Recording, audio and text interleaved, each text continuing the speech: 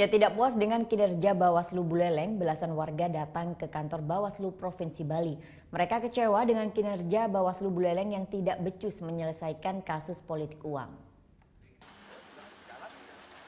Senin pagi, belasan warga dari Kabupaten Buleleng mendatangi kantor Bawaslu Provinsi Bali.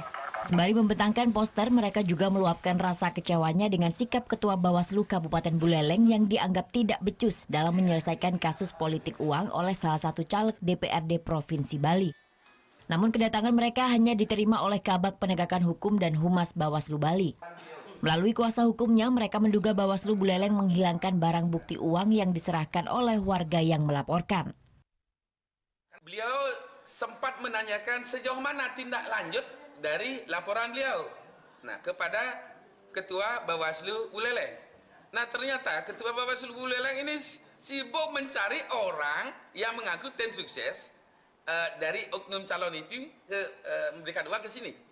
Dan mestinya kan diserahkan ke Gakumdu kalau itu dugaannya sudah pidana pemilu, praktek politik uang. Harusnya sudah ke Gakumdu. Sementara pihak Bawaslu menyatakan akan menindaklanjuti keluhan warga tersebut. Kami akan laporkan pimpinan apa yang menjadi keluh kesah dari masyarakat ini, karena kalau saya lihat laporan ini sih sebetulnya sudah dilaporkan ke Bawaslu Buleleng.